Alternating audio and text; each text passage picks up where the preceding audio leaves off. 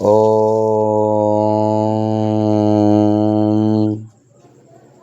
नमो नारायणाय। ॐ लक्ष्मीनाथ समारंभां नाथयामुनिमध्यमाम् अस्मदाचार्यपर्यन्तां वन्दे गुरुपरम्पराम्।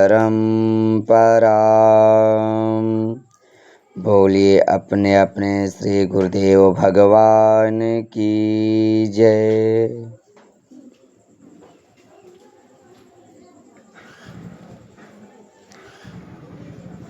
अध्यात्म रामायण अरण्यकांड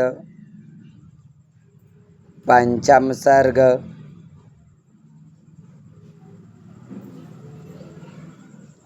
शूर्पणखा को दंड, खर और आदि राक्षसों का वध और शूर्पणखा का रावण के पास जाना। भगवान शिव जी माता पार्वती जी को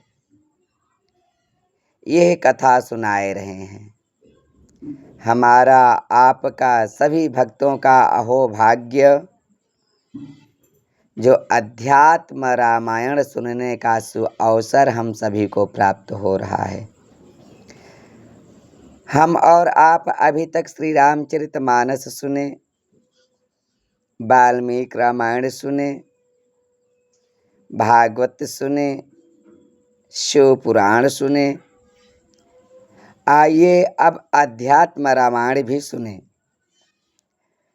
जिस कथा को, जिस राम जी के चरित्र को भगवान शिव जी ने माँ पार्वती से कहा, आइए वह कथा हम और आप सुनते हैं। यही प्रथम रामायण है, अध्यात्म रामायण। इसके बाद वाल्मीकि मुनि जी ने रामायण की रचना किए। उसके बाद श्री तुलसीदास जी महाराज ने रामचरितमानस की रचना की। तो ये प्रथम रामायण अध्यात्म रामायण जो है, आइए हम और आप सभी लोग श्रवण करें। श्री महादेव जी बोले, हे पार्वती, तस्मिन् काले महारण्ये राक्षसी कामरूपिणी विचचार महासत्वा जनस्थान निवासिनी। हे पार्वती, उस समय घोर वन में जन स्थान की रहने वाली एक महाबलवती, इच्छानुसार रूप धारण करने वाली राक्षसी घूमा करती थी। एकदा गौतमी तीरे पंचवट्याः समीपतः पद्म वज्रांकुशांकानि पदानि जगती पते। एक दिन पंचवटी के पास गौतमी नदी के तीर पर जगतपति श्री रामचंद्र जी के पद्म, वज्र और अंकुश की रेखाओं से युक्त चरण चिन्हों को देखकर वह उनके सौंदर्य से मोहित होकर कामासक्त हुई उन्हें देखती देखती धीरे धीरे रघुनाथ जी के आश्रम में चली आई। कौन? वही राक्षसी चली आई। वहां आकर दृष्ट्वा काम परितात्मा पाद सौंदर्य मोहिता। वहां आकर कामदेव के समान अति सुंदर लक्ष्मीपति श्री रामचंद्र जी को सीता जी के साथ बैठे देखकर पश्यन्ति सा शनैरायात राघवस्य निवेशनम।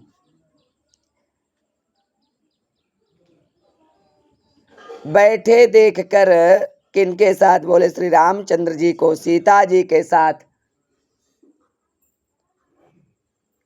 बैठे देखकर वह कामातुरा राक्षसी रघुनाथ जी से बोली, तुम किसके पुत्र हो? राक्षसी राघवं प्राह कस्य त्वं कः किमाश्रये युक्तो जटावल्कलाद्यैः साध्यं किं तेत्र मे वद। तुम्हारा नाम क्या है? इस आश्रम में जटावल्कल आदि धारण कर क्यों रहते हो? यहाँ रहकर तुम क्या प्राप्त करना चाहते हो सो मुझे बताओ। मैं राक्षस राज महात्मा रावण की बहन कामरूपिणी राक्षसी शूर्पणखा हूँ। अहम शूर्पणखा नाम राक्षसी कामरूपिणी भगिनी राक्षसेन्द्रस्य रावणस्य महात्मनः। मैं रावण की बहन कामरूपिणी राक्षसी शूर्पणखा हूँ। खरेण सहिता भ्राता वसाम्यत्रैव कानने राज्ञा दत्तं च मे सर्वं मुनिभक्षा वसाम्यहम्। मैं अपने भाई खर के साथ इसी वन में रहती हूँ। राजा ने मुझे इस संपूर्ण वन का अधिकार सौंप दिया है, अतः मैं मुनियों को खाती हुई यहाँ रहती हूँ। हे वक्ताओं में श्रेष्ठ, मैं तुम्हारे विषय में जानना चाहती हूँ, अतः तुम मुझे अपना नाम धाम आदि बताओ। तब भगवान ने उससे कहा, मैं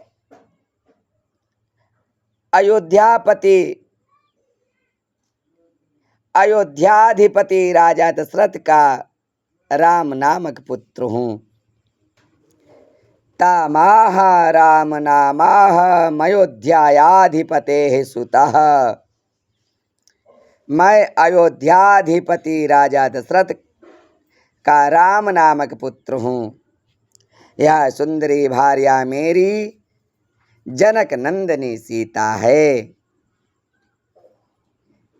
यह सुंदरी मेरी भार्या जनक नंदनी सीता है तथा वह अति सुंदर कुमार मेरा छोटा भाई लक्ष्मण है।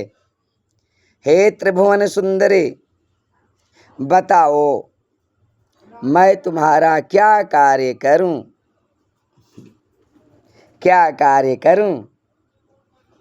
रामचंद्र जी का यह वचन सुनकर कामातुरा शूर्पणखा बोली,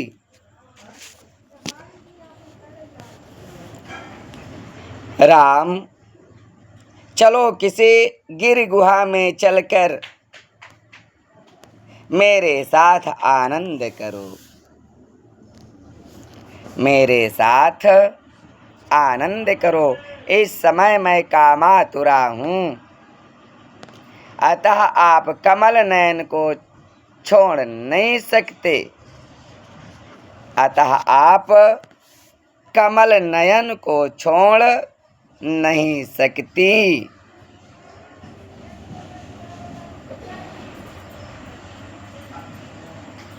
क्योंकि मैं कामातुरा हूँ।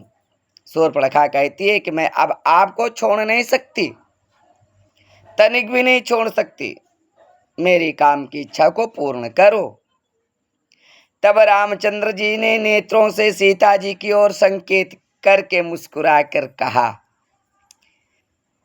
रामः सीतां कटाक्षेण पश्यन् सस्मितमब्रवीत्, भार्या ममैषा कल्याणी विद्यते ह्यनपायिनी। राम जी कहते हैं, हे सुंदरी, मेरी तो यह भार्या मौजूद है जिसको त्यागना असंभव है। इसके रहते हुए तुम जन्म भर सौत की डाह से जलते हुए किस प्रकार रह सकोगी? बाहर मेरा अत्यंत सुंदर छोटा भाई लक्ष्मण विराजमान है, वह तुम्हारा योग्य पति होगा। तुम उसी के साथ वन पर्वत आदि में विहार करो।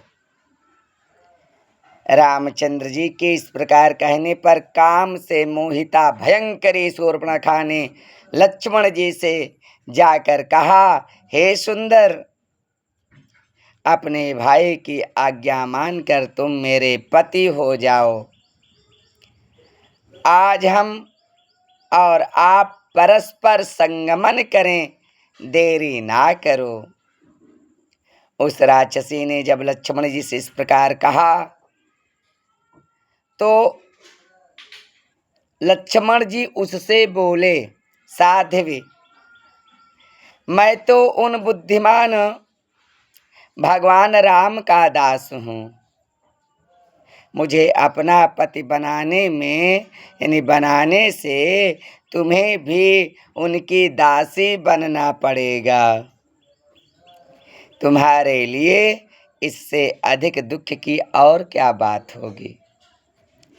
तुम्हारा कल्याण हो, तुम उन्हीं के पास जाओ।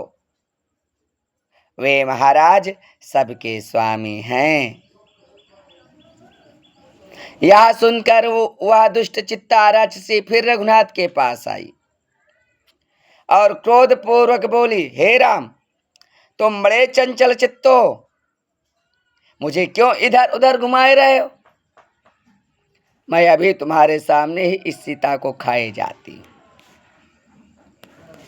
इदानीमेव ताम सीता भक्षयामि तवाग्रतः, अभी खाए जाती हूँ। ऐसा कहा वह विकट रूप धारण कर जानकी जी की ओर दौड़ी। विकटाकारा जानकी मनुधावती दौड़ी। तब लक्ष्मण जी ने रामचंद्र जी की आज्ञा से उसे पकड़कर बड़ी फुर्ती से खड्ग लेकर उसके नाक कान काट डाले। ततो रामाज्ञया खड्गम मादाय परिगृह्यताम, नाक कान काट डाले। तदनंतर वह घोर शब्द करती हुई रुधिर में लथपथ हो बड़ी शीघ्रता से जाकर रोती और कठोर शब्द करती खर के सामने गिर पड़ी। खर नामक राक्षस के सामने गिर पड़ी। उसे देखकर तीक्ष्ण ध्वनि वाले खर ने कहा, यह क्या बात है। अरे मृत्यु के मुख में जाने वाले किस दुष्ट ने तेरी यह दशा की है, तो बतला तो सही। वह काल के समान भी बलि क्यों ना हो, मैं उसे क्षण भर में ही मार डालूंगा। वध में त्वं वधिष्यामि काल कल्पमपि क्षणात्, उसे क्षण भर में ही मैं मार डालूंगा। तब राक्षसी शूर्पणखा ने उससे कहा, यहाँ सीता और लक्ष्मण के सहित राम दंडकारण्य को निर्भय करता हुआ गोदावरी के तट पर रहता है। दंडकम निर्भयम कुर्वन् नास्ते गोदावरी तटे, गोदावरी के तट पर रहता है। उसी की प्रेरणा से उसके छोटे भाई लक्ष्मण ने मेरी यह गति की है। यदि तुम बड़े कुलीन और वीर हो तो उन दोनों शत्रुओं को मार डालो। यदि त्वं कुल जातोसि वीरोसि जहितौ रिपु, मार डालो उन दोनों को।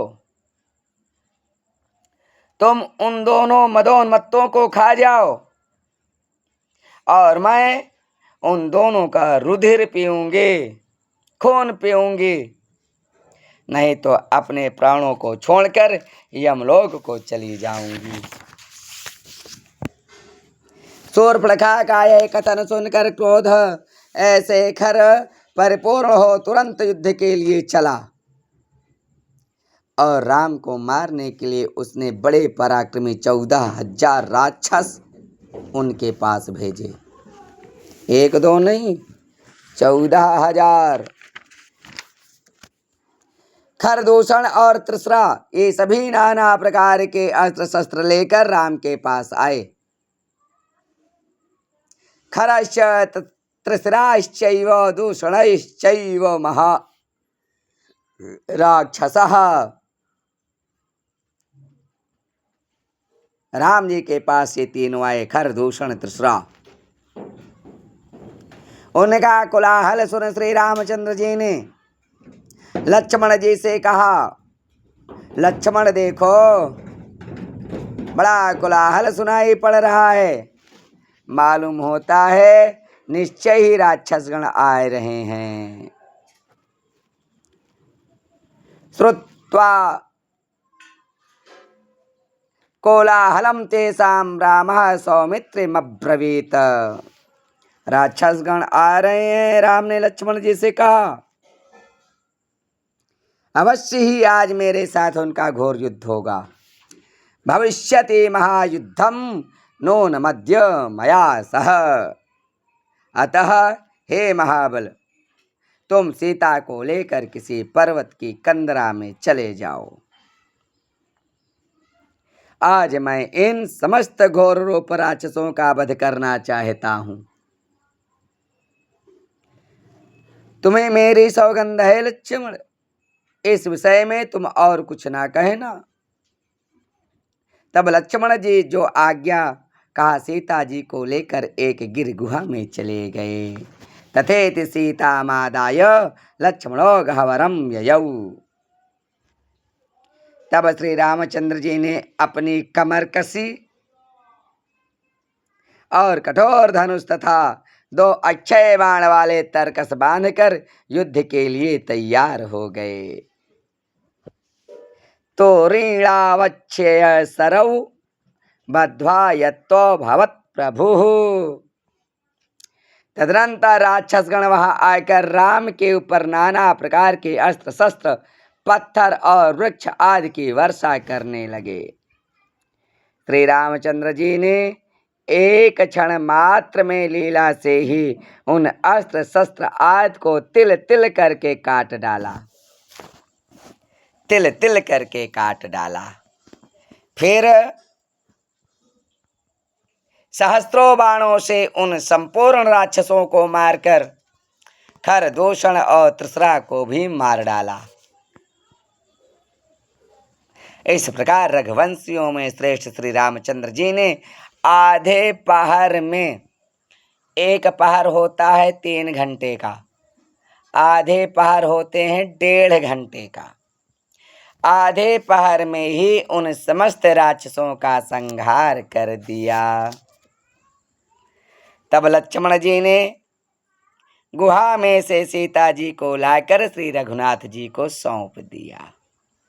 उस समय संपूर्ण राक्षसों को मरे हुए देख वे बड़े विस्मित हुए।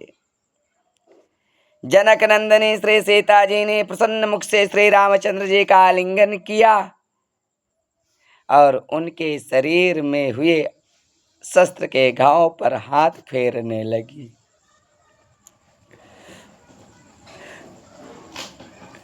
उन संपूर्ण श्रेष्ठ राक्षसों को मरे देख राक्षसराज रावण की बहन शूर्पणखा दौड़ती हुई लंका पहुंची। लंकां गत्वा सभा मध्ये क्रोशन्ति पाद सन्निधौ। और राजसभा में पहुंचकर रोती हुई रावण के पैरों के समीप पृथ्वी पर गिर पड़ी। अपनी बहन को इस प्रकार भयभीत देखकर रावण बोला, दृष्ट्वा तां ब्राह्मणः प्राह भगनीं भय विह्वलाम्। रावण बोला, अरे वत्से उठ, खड़ी हो, उत्तिष्ठ वत्से त्वं विरूपकरणं तव कृतं शक्रेण वा भद्रे यमेन वरुणेन वा। बता तो सही, तुझे किसने विरूपा किया है? हे भद्रे, यह इंद्र का काम है अथवा यम का, वरुण का और कुबेर में से किसी ने किया है तो तुरंत बता, तुरंत बता। एक क्षण में ही मैं उसे भस्म कर डालूंगा। तब राक्षसी शूर्पणखा ने उससे कहा, तुम बड़े ही प्रमादी और मूढ़ बुद्धि हो। तुम मद्यपान में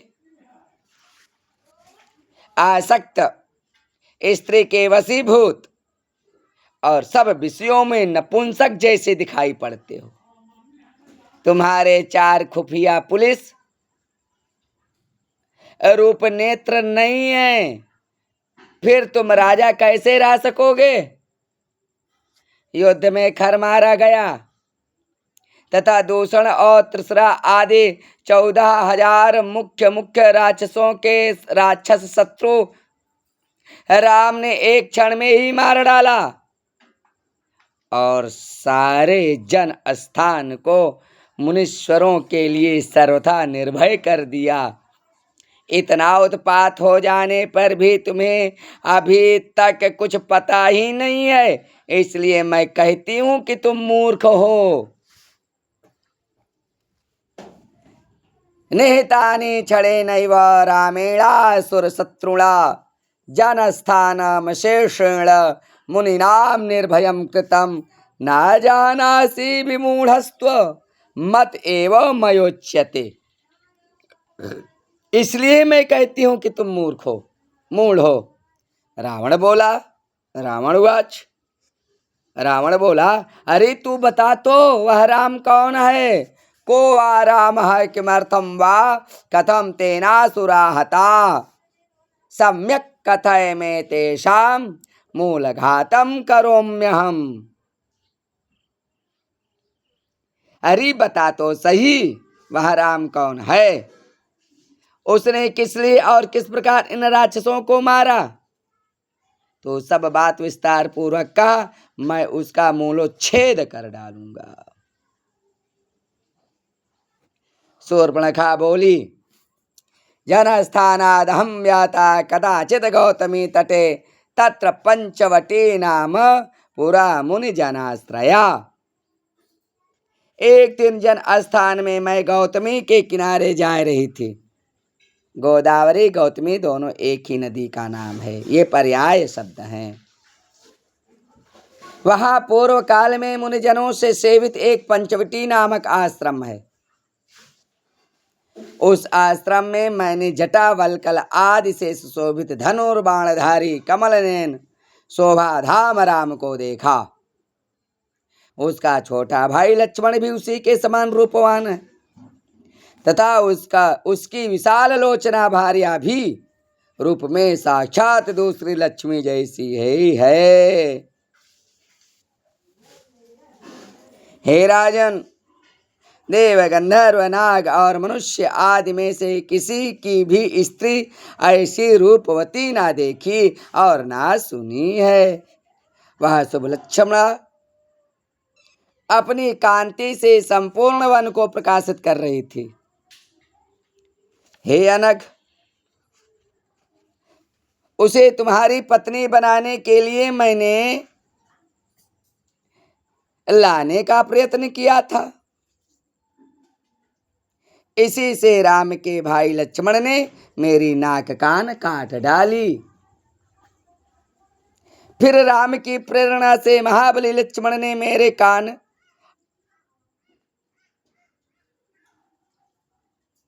भी काट डाले। तब मैंने अत्यंत दुख से रोती हुई खर के पास गई।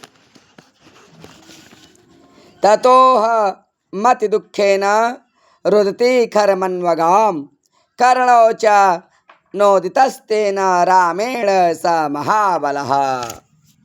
यानी रोती हुई खर के पास जब मैं गई,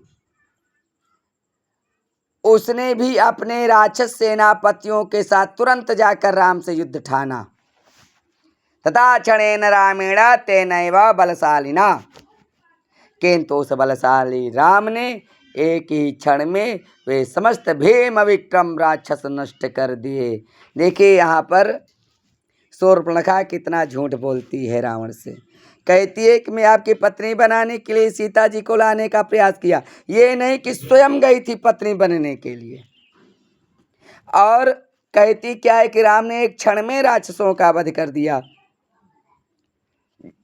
आधे प्रहर में राक्षसों का वध श्री रामचंद्र जी ने किया। रावण को उकसाए रही है, लड़ने के लिए प्रेरित कर रही है शूर्पणखा।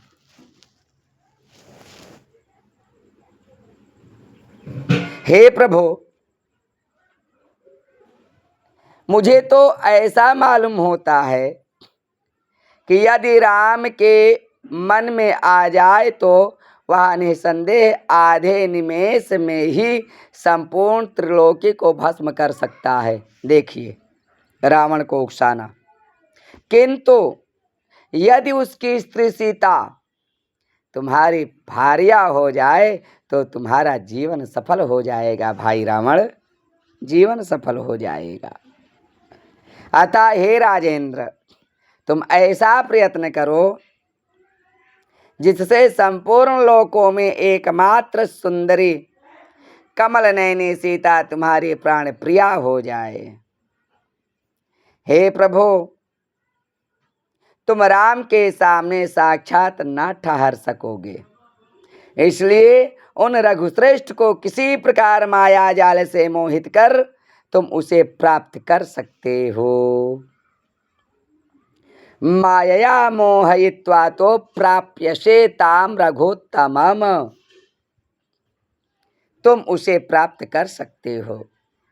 यह सुनकर राक्षस राज रावण ने सुंदर वाक्यों और दान मान आदि से बहन शूर्पणखा को धैर्य बंधाकर अपने अंतःपुर में प्रवेश किया।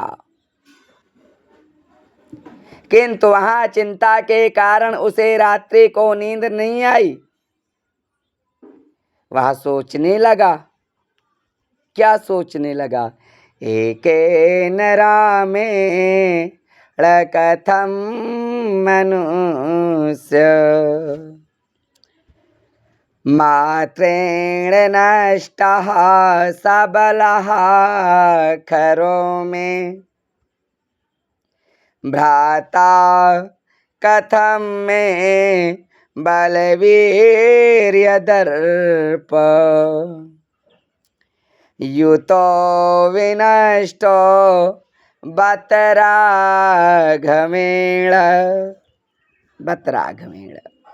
अकेले मनुष्य मात्र रघुवंशी राम ने बलवीर और साहस संपन्न मेरे भाई खरे को सेना के सहित कैसे मार डाला। चिंता सोच रावण को ग्रसित कर रहा है, कैसे मार डाला। यदवा न रामो मनुजः परेशो मामहन्तु कामः सबलं बलोघै सम्प्रार्थितोऽयं द्रोहिणेन पूर्वं मनुष्यरूपो रघुकुले भूत्। बड़े आश्चर्य की बात है, अथवा यह राम मनुष्य नहीं है, साक्षात परमात्मा ने ही पूर्व काल में की हुई ब्रह्मा की प्रार्थना से मेरी सेना के सहित मुझे वानर सेनाओं से मारने के लिए इस समय रघुवंश में मनुष्य रूप से अवतार लिया है। रावण देखिए विद्वान है, जान गया।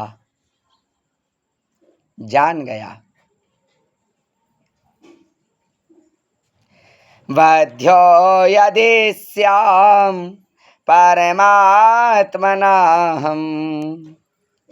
वैकुंठ राज्यं परिपालयेऽहं नो चेदितं राक्षसराज्यमेव भोक्ष्ये चिरं राममतो व्रजामि। यदि परमात्मा द्वारा मैं मारा गया तब तो मैं वैकुंठ का राज्य भोगूंगा, नहीं तो चिरकाल पर्यंत राक्षसों का राज तो भोगूंगा ही। इसलिए मैं अवश्य राम के पास चलूंगा, अवश्य। एथ्यं विचिन्त्याखिले राक्षसेन्द्रो रामं विदित्वा परमेश्वरं हरिं विरोधबोधयैव हरिं प्रयामि द्रुतं न भक्त्या भगवान् प्रसीदेत्। संपूर्ण राक्षसों के स्वामी रावण ने इस प्रकार विचार कर भगवान राम को साक्षात परमात्मा जानकर यह निश्चय किया कि मैं विरोध बुद्धि से ही भगवान के पास जाऊंगा, प्रेम बुद्धि से नहीं, विरोध बुद्धि से भगवान के पास जाऊंगा। क्योंकि भक्ति के द्वारा भगवान शीघ्र प्रसन्न नहीं हो सकते। यदि मैं भक्ति करूंगा तो भगवान प्रसन्न जल्दी नहीं होंगे, अतः विरोध भक्ति के द्वारा मैं भगवान के पास जाऊंगा। इति मध्यात्म रामायणे उमा महेश्वर संवादे अरण्यकांडे पंचम सर्गः। बोलिए श्री सद्गुरुदेव भगवान की जय। बोलिए अपने अपने श्री गुरुदेव भगवान की जय। जय जय श्रीमन्नारायण।